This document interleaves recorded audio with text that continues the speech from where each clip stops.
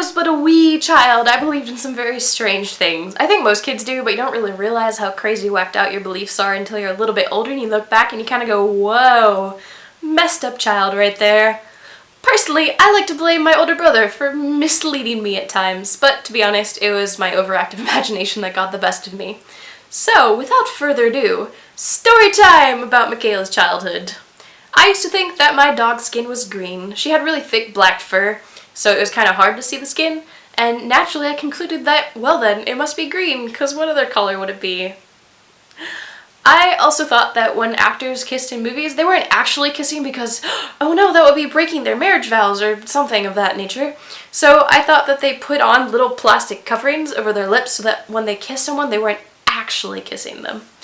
Needless to say, when I found out that actors, no, they do in fact kiss in movies, and much later on when, oh no, they actually, do more than kissing sometimes, it was kind of a moment.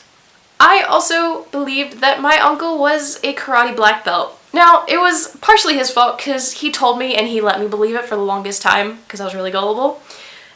And I guess the reason I kept believing it is because whenever we'd go over, he'd open the door and he'd go, "Hiya!" and I'd go, "Oh my gosh, and you're so cool and you know karate," except it turns out he wasn't a black belt and he didn't know karate. It was a very sad moment when I realized this. One summer, we went to the summer house of one of my parents' friends, and they had this little pond in their backyard, except the water was really gross and scummy and murky, and my brother, not wanting to have to deal with me, told me, "If you fall in, I'm not gonna pull you out." So, of course, I thought, oh no, it's a bottomless chasm of murky, disgusting, black, gooey water full of man-devouring frogs, and if I fall in, my body will never be found again. As I said, overactive imagination.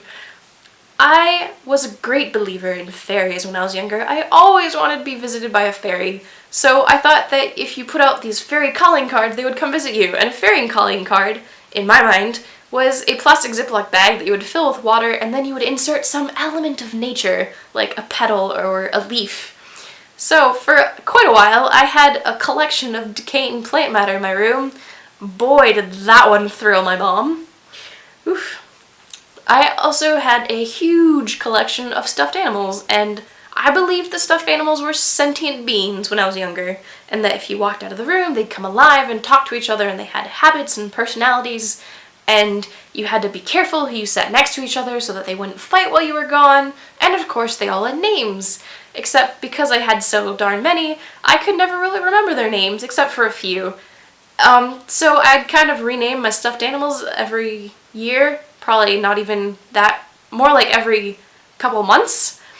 And I felt terrible because I thought that my stuffed animals had feelings, and I was like, I'm so sorry, I don't remember your name, so from now on you're gonna be James until I forget your name again, and then you'll become like kooky whatever.